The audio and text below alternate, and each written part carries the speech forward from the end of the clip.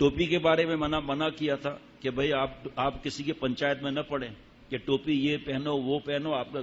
ایک آدمی وضو کر رہا تھا ابھی، ایک ہمارے صاحب، ان کو صبح تھوڑا راشن بھی دوں گا جب آؤں گا انشاءاللہ، جب آئیں گے ملیں گے.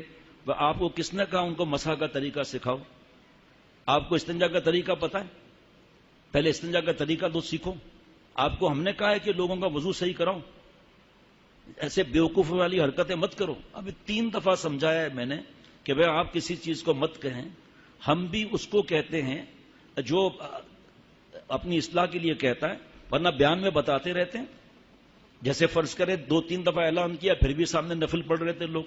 چلو قضا پڑھ رہے ہو، فرض کریں پڑھنا ہی نہیں ہے، لیکن میں نے تو اس کو نہیں بلایا کہ آپ یہاں آ جاؤ. جیسے آج ایک بھی مسبوق نہیں تھا الحمدللہ عصر میں، لیکن اگر 8 لوگ مسبوق اور تھے یا 10 تھے فرض کریں، میں ان کے جا کر کہوں گا السلام علیکم آپ مسبوق کیوں ہوئے؟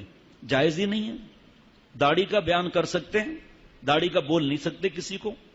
اتنا سمجھایا، اس کے باوجود بھی ایک بیچارہ نماز پڑھ رہا ہے اور وضو کر رہا ہے، اس کے بعد کھڑے ہوئے ہیں کہ ہمارے شیخ نے کہا ہے ایسے مسح کرو.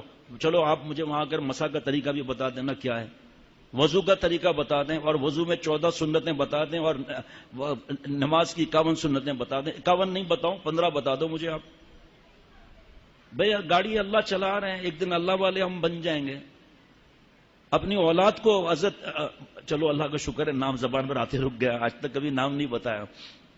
ولیوں کے سردار جن کی مجلس میں حضرت والا جاتے ہوں، شیخ العرب العجم عارف باللہ حضرت مولانا شاہکی محمد اختر صاحب رحمۃ اللہ علیہ، ایک شخص ایسا نہیں ہوگا جنہوں نے نام نہیں سنا ہوگا ان کا.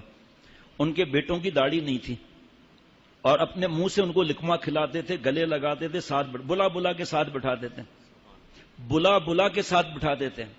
ایک دن ایک صاحب نے کہا کہ حضرت معافی کے ساتھ آپ سے ہی ہم نے سنا ہے کہ ایک مٹھی داڑھی تینوں طرف سے رکھنا واجب ہے، چاول برابر کم کرنا، داڑھی منڈانا حرام ہے. آپ کے بیٹے بھی نہیں بتاؤں گا کتنے، آپ کے بیٹے کسی کی داڑھی نہیں ہے، اور آپ کیا پورے دنیا میں ڈنکا پٹا ہوا ہے، تو آپ ان کو کہتے کیوں نہیں ہیں؟ فرمایا کہ بھائی یہ بابا کی داڑھی دلیل نہیں ہے، کہ بابا کے پاس اتنے لوگ آ رہے ہیں تو یہ داڑھی کچھ بھی نہیں ہے. سن نہیں رہے، یہ بچپن سے باتیں گھر کے اندر اور ممبر پر سن رہے ہیں. بس میرا کام ہے ان کو اللہ کی محبت کا پانی دیتے رہنا، کھیت خود ہی اگ جائے گا ایک دن. حضرت فرماتے ہیں وہ اللہ والے، مجھے تو کسی ذریعے سے پتا چل گیا تھا، فرمایا کہ وہ اللہ والے اللہ کے پاس چلے گئے. اس کے کچھ برسوں کے بعد جتنے بیٹے تھے سب نے شرعی داڑھی رکھ لی، اور الحمدللہ 3 سے میری ملاقات بھی رہ چکی ہے اللہ کے کرم سے. باقی جو ہے بس جتنے بھی ہیں باقی. اب سنیے، آپ اس شخص کو ابھی وقت ہوگا تو میں ابھی ناراضگی کا اظہار کروں گا کہ آپ لوگوں کو اللہ سے دور کرنا چاہتے ہیں. سنیے، اتنی بڑی شخصیت عالم اسلام کی، حدیث پاک ہے صدی میں ایک پیدا ہوتا ہے مجدد. حضرت تھانوی رحمۃ اللہ علیہ مجدد تھے، حضرت حکیم الامت مولانا اشرف علی تھانوی صاحب رحمۃ اللہ علیہ مجدد تھے. ایک نوجوان سے فرمایا کہ نوجوان ٹخنا کھول دے. کہا کیوں؟ کوئی حضرت سے اصلاحی تعلق کچھ بھی نہیں تھا. فرمایا نوجوان ایک شیخ کو یا کسی بھی دین کے سمجھ والے کو گھٹن اور پڑھن ہوتی ہے، لیکن اس کو برداشت کرنا ہے. اگر یہاں پکڑ کر ایک سے ہم داڑھی کا کہیں وہ بیان سننے آئیں گے؟ اگر ان کے دل میں داڑھی نہ ہوتی تو بیان کیوں سننے آتے ہیں؟ تو اب اس کو ہی اگر پکڑ لیا جائے کہ آئینہ مت آنا. بھائی ہم بھی گناہ گار ہیں، کلو بنی آدم خطاء میں ہم بھی تو آتے ہیں، لیکن خیر الخطائین کون ہے کہ اگر 100 دفعہ گناہ ہو گیا 100 دفعہ معافی مانگتے ہیں، ایک دن اللہ ان کو اپنا پیارا بنا دیتے ہیں. بڑے بڑے گناہوں کے چیمپئن آج اللہ کے پیارے بنے ہوئے، وہ دنیاوی ڈگریاں بھی ہیں، کما بھی رہے ہیں، چیمپئن بنے ہوئے اللہ کے کرم سے. اللہ مجھے بھی جلد اللہ والا بنا دیں. اللہ والا بننا فرض ہے. نفلی عبادت کو آپ کو کوئی منع نہیں کرے گا. آپ چاہے 10 نفل پڑھیں، 20 نفل پڑھیں، مبارک نفل کے ثواب ہیں، لیکن کس وقت کیا کرنا ہے وہ اس پر اعتماد کرنا چاہیے. بہرحال حضرت تھانوی رحمۃ اللہ نے ان سے فرمایا کہ بھائی ٹخنا کھول دو، ٹخنا مت چھپاؤ. کا کیوں؟ فرمایا کہ ٹخنا چھپانا حرام ہے بھیا. بخاری شریف کی حدیث پاک ہے، ما اسفل من الکعبین من الازار فی النار. چلنے کی حالت میں، کھڑے ہونے کی حالت میں ہم مردوں کو جو اوپر سے لباس آ رہا ہے، چاہے وہ احرام ہو، چاہے جبہ ہو، چاہے لنگی ہو، چاہے ٹراؤزر ہو، چاہے شلوار ہو، چاہے پائجامہ ہو، ٹکنا چھپانا حرام ہے. اتنا ایسا آگ میں جلے گا. اس نوجوان نے منہ ٹیڑھا کر کے کہا لکھا کہاں ہے؟ فرمایا بخاری شریف میں لکھا ہے؟ اس بدبخت نے گالی دے دی بخاری دین کو. اب یہ بیٹھے ہیں مفتی اور علماء بیٹھے ہوئے ہیں، اس کا ایمان چلا گیا. حضرت مجدد فرماتے ہیں کہ آخری سانس تک روتا رہوں گا کہ میری وجہ سے ایک مسلمان کا ایمان چلا گیا. اگر شادی شدہ ہے تو اس کا نکاح بھی گیا، تجدید ایمان بھی ہوگا، تجدید نکاح بھی ہوگا. اب یہ زندگی کیسی گزار رہا ہے؟ داڑھی ہو گئی، ٹخنا ہو گیا، نکاح ہو گیا، روزہ، زکوٰۃ، سود چھوڑنا، جتنے دینی یہ شعار ہیں ان کے لیے اگر زبان کھولیں گے کہ تمہاری داڑھی بکرے جیسی ہے، دھڑ ختم، چھٹی، گیا ایمان. بھلے آج جتنا جو مانے نہ مانے، ہمارا کیا واسطہ. حضرت تھانوی رحمۃ اللہ علیہ سے اس نے یہ جملہ کہا. حضرت مجدد فرماتے ہیں میں آخری سانس تک اللہ سے معافی مانگتا رہوں گا. آپ کو نہیں پتا، ہمیں پتا ہے، گاؤں والوں کو. مٹی کا توا ہوتا ہے، اس کو آگ میں لال کیا جاتا ہے، پھر اس پر روٹی رکھی جاتی ہے. جب توا ابھی گیلا ہے، روٹی مت رکھو، توا بھی جائے گا، روٹی بھی جائے گی. ابھی آپ ان کو سکھا رہے ہیں وضو. اب مجھے وضو نہیں آتا پورا، ارے مجھے مسواک پکڑنے کا سنت طریقہ نہیں معلوم ہے، دوسروں کو کیا سکھاؤں گا.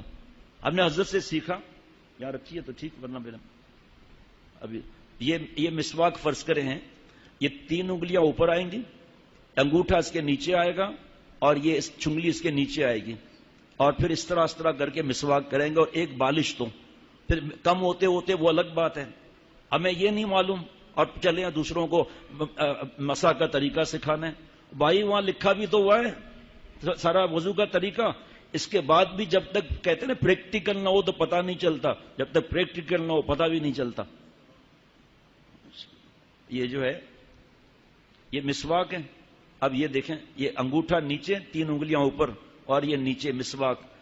کتنے کی ملتی ہے؟ 10 روپے کی. لیکن موت کے وقت کلمہ شہادت یاد دلائے گی مسواک. اور سنیے، مسواک والی نماز غیر مسواک والی نماز سے 70 درجہ گنا بڑھے. اور حدیث پاک ہے مسواک منہ کی پاکی ہے، رب کی رضا ہے. بعض لوگ قاری صاحبان اسے مارتے بھی ہیں، حضرت نے فرمایا نقصان کر رہے ہیں اپنا. یہ تو اتنی بڑی نعمت ہے، اس سے ان کو مار رہے ہیں.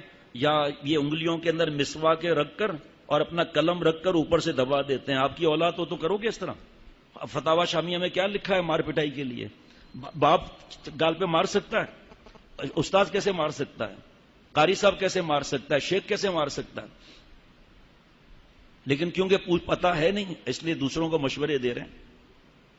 تو حضرت مجدد رحمۃ اللہ علیہ نے یہ نصیحت فرمائی کہ آئندہ میں کسی کو اس طرح نہیں کہوں گا. جس کے بارے میں یقین ہو تو پھر کہوں گا، آئندہ نہیں کہوں گا. اب دوسرا عمل دیکھیے. ٹرین میں تشریف فرمائے، ظہر کی فرمایا اذان دو بھائی.